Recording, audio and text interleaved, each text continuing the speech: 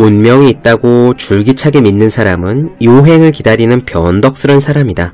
영국 정치인 벤자민 디즐레일리의 말입니다. 여러분들께서는 운명이 무언지 아십니까? 운명이라는 단어에서 운은 움직인다는 뜻입니다. 그럼 무엇이 움직일까요? 명이 움직입니다. 명은 목숨 명자죠. 하늘의 명을 말합니다. 여러분의 직업, 공부, 애정, 그리고 금전, 그 모든 것들이 어떻게 되리라고 하늘이 명령한 것이 명이에요. 이 세상에서 법이 개정되듯 또 상사의 지시가 바뀌듯 가게 손님이 주문을 변경하듯 이 명도 움직입니다. 그러므로 운명이라는 말은 본질적으로 움직임을 의미해요. 명이 움직인다고 해서 운명인 겁니다. 명은 절대로 고정된 것이 아닙니다. 그러므로 시험운이 있다 없다 라고 단정 짓는 것 자체가 틀렸다는 사실을 기억해야 합니다. 누군가 당신은 공부운이 지독히도 없네, 당장 그만두지 라고 한다면 피식 웃고 휴지로 꼭꼭 싸서 쓰레기통에 버리십시오. 바꿀 수 없다면 운명이 아닙니다. 우리의 뜻대로 움직일 수 있기에 운명입니다. 책상 위에 놓기만 해도 공부하고 싶어지는 365 혼공 캘린더, 바꿀 수 없다면 운명이 아니다 의 한 대목으로 시작합니다.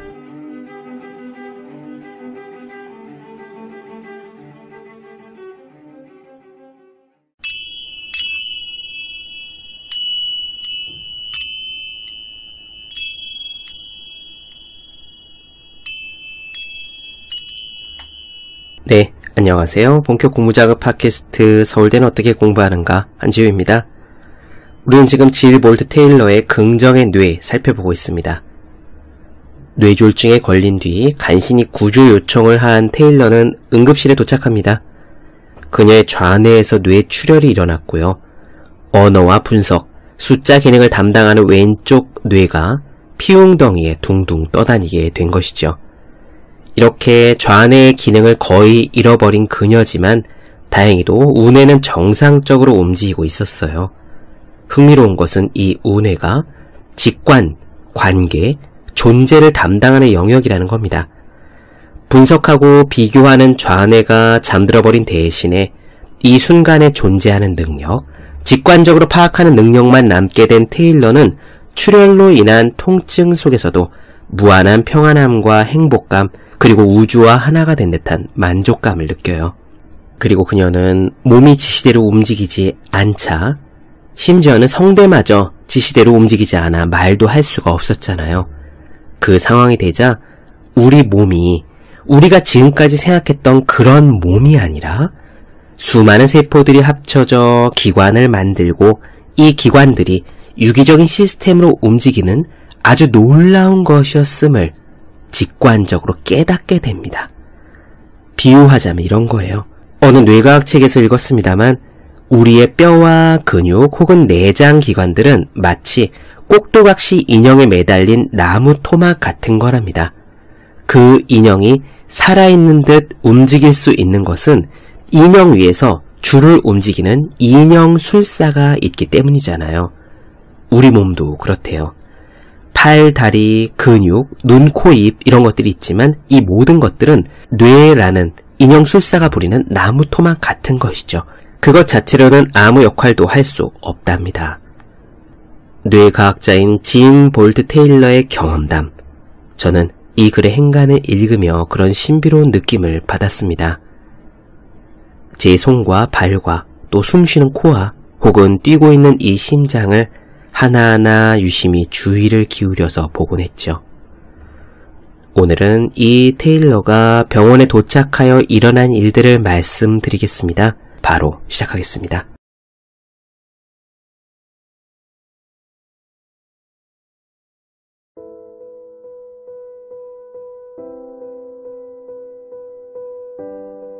뇌졸중이 일어났던 날을 되돌리자면 달콤하면서도 씁쓸한 기분이 든다. 좌뇌가 정상적으로 작동하지 않자 신체의 경계를 인식하는 능력이 피부 끝까지 미치지 못했다. 마치 호리병에서 풀려난 지니가 된 기분이었다. 나의 정신 에너지는 행복이 넘치는 침묵의 바다를 거대한 고래처럼 유유히 미끄러지듯 나아갔다. 신체의 경계가 사라진 느낌을 설명해 보라고 한다면 마치 그건 몸을 가진 존재로서 우리가 느낄 수 있는 최고의 쾌락이다 라고 말할 수 있다. 바깥 세상과 어떻게든 상호작용을 해야 한다고 마음을 달랠 때마다 엄청난 슬픔과 망연자실한 기분을 느껴야 했다. 그럴 때면 이런 희열 속으로 슬쩍 도망쳐버리고 싶었다. 이제 나는 정상적으로 정보를 처리하는 세상과는 멀어진 듯 보였다. 나는 신경이 파괴되는 재앙에서 살아남지 못한 게 분명했다. 질 볼트 테일러는 이날 아침에 죽었다. 그렇다면 남은 것은 누구일까? 내 좌뇌가 파괴되었다면 오른쪽의 나는 누구일까? 나는 질 볼트 테일러야. 신경해부학자이고 이런 주소에 살며 연락처는 이러이러하지 라고 말하는 언어 중추가 침묵하자 더 이상 내가 그녀여야 할 이유가 없어졌다. 참으로 기이한 인식의 변화였다. 나에게는 그녀가 좋아하는 것과 싫어하는 것을 알려주는 감정 회로와 그녀의 비판적인 판단 패턴을 알려주는 자아 중추가 없어졌다. 나는 더 이상 질 볼트 테일러처럼 생각하지 않았다. 실제로 만만치 않은 양의 뇌세포가 파괴되었으므로 다시 질 볼트 테일러가 되고 싶다고 해서 그렇게 될 수도 없었다. 그녀의 삶을 또 그녀의 관계나 성공과 실수를 몰랐으므로 나는 완전히 잊어버렸으므로 질 볼트 테일러가 했던 결정이나 그녀가 스스로 설정했던 한계에 얽매이지 않을 수 있었다. 좌뇌의 죽음으로 한때 나였던 여자가 사라졌다는 사실은 견딜 수 없이 슬펐지만 그와 동시에 거대한 안도감도 찾아왔다. 질 볼트 테일러는 감당하려면 엄청난 에너지가 필요한 분노와 감정적인 짐들을 지닌 사람이었다. 그녀는 일에 열정적이었고 자기 주장이 강한 여자였다. 활기찬 인생을 살려고 노력을 했다. 하지만 호감도 가고 어쩌면 존경할 만한 그녀의 성격에도 불구하고 현재의 나는 그녀가 가지고 있던 근본적인 적대감만은 물려받지 않았다. 오빠가 정신병을 앓고 있다는 사실도 잊었다. 부모님이 이혼했다는 사실도, 또 나의 힘든 일도, 내게 스트레스를 안겨주던 일들도 모두 잊었다. 나는 이렇게 기억이 사라졌다는데 안도와 기쁨을 느꼈다. 나는 37년 평생 동안 많은 것을 대단히 빠른 속도로 해치우는데 열정적으로 매달려왔다. 그러다가 이 특별한 날에 나는 그저 존재한다 라는 것의 의미를 배우게 된 것이다. 이제 나는 아무것도 서둘러 밀어붙일 필요가 없어졌다. 시간이 순간들로 정확하게 매듭지어지는 대신 열린 결말로 다가왔다. 그저 한가롭게 해변을 거닐거나 아름다운 자연 속에서 빈둥거리듯이 좌뇌의 행동하는 의식을 우뇌의 존재하는 의식으로 바꾸었다. 아주 사소하고 늘 고립되어 있다고 느꼈던 내가 이제는 거대한 존재가 되어 주위의 모든 것을 포용할 수 있을 것 같았다. 언어로 생각하는 것을 멈추고 새로운 관점으로 현재의 일들을 바라보기 시작했다. 담당 세포들이 망가져서 과거와 미래에 관련된 일들을 숙고하는 능력을 잃어버린 상태였기에 내가 지각할 수 있는 것은 지금 여기뿐이었고 그것은 아름다웠다. 많은 사람들은 마음이 느긋하게 풀린 상태가 되면 자신이 유동체이고 영혼은 우주만큼 거대하며 주위의 에너지 흐름에 연결되어 있다는 생각을 한다. 나 역시 스스로를 견고한 존재라고 말하는 좌뇌의 판단이 사라지자 자연스럽게 이런 유동체를 자각하는 상태가 되었다. 우리의 몸은 분명 가볍게 떨리는 수조 개의 입자들로 이루어져 있다. 모든 것이 끝없이 움직이는 유동적인 세상에서 내부에 액체가 가득 차 있는 주머니로서 존재하는 것이다. 내 눈은 더 이상 사물을 구별해서 지각하지 못했다.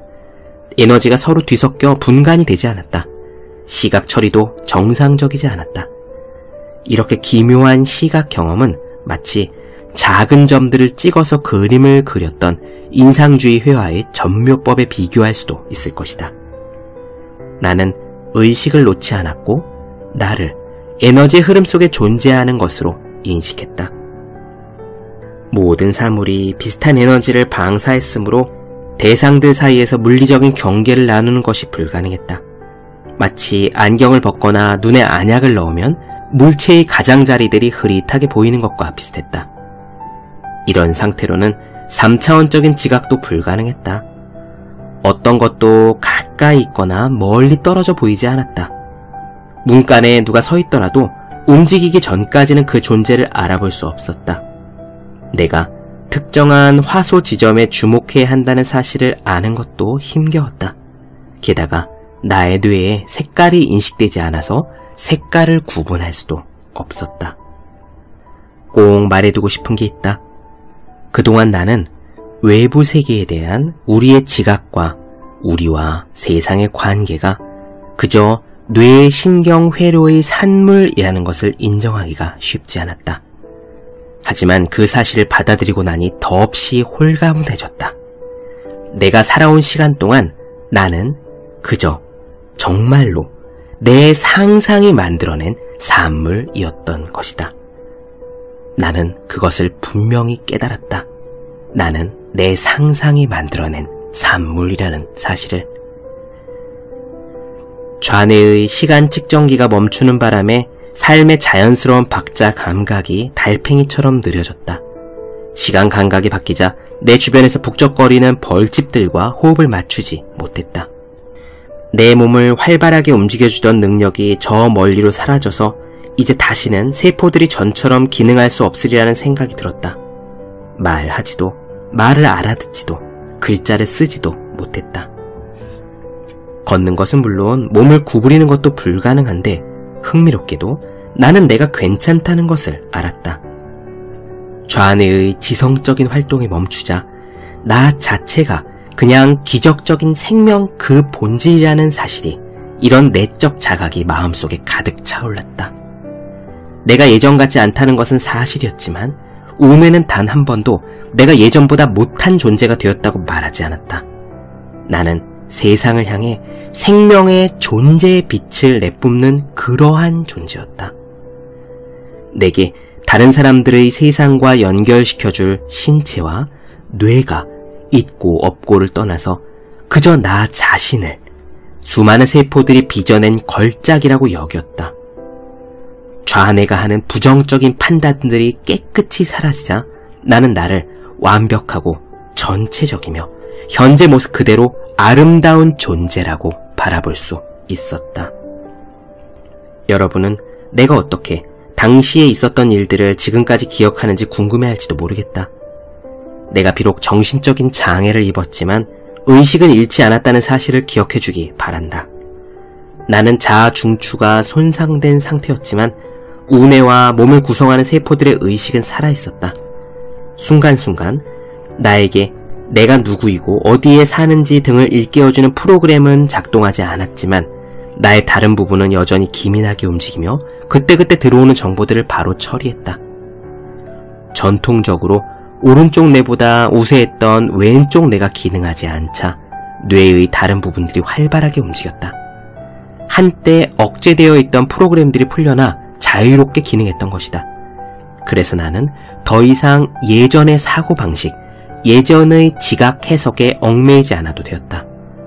좌뇌의 의식과 예전의 성격들이 사라지면서 우뇌가 만들어낸 새로운 캐릭터가 새로운 통찰력을 발휘하기 시작한 것이다. 외부 세계와 소통하려는 노력이 실패하면서 상처 입은 몸의 고통이 지옥과 같았다면 영원한 희열로 날아오르는 의식은 마치 천국과도 같은 느낌이었다. 즉, 뇌졸중이 걸린 내 몸, 내 안의 깊은 곳 어디엔가 내가 아직도 살아있다는 사실에 흥분하며 환호성을 지르는 존재가 있었던 것이다.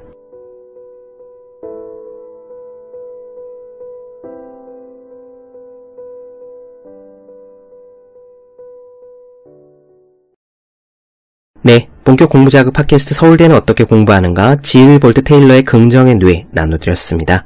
더 많은 이야기가 궁금하신 분들, 질문사항 있으신 분들은 제 네이버 블로그 어생의 즐거운 편지, 다음 카카오번치 한저의 브런치, 인스타그램에서 해시태그 서울대는 어떻게 공부하는가, 유튜브에 서울대는 어떻게 공부하는가 검색해주시면 좋겠습니다. 또 혼자 공부하는 사람의 필수품, 왜 이런 책이 지금까지 없었을까?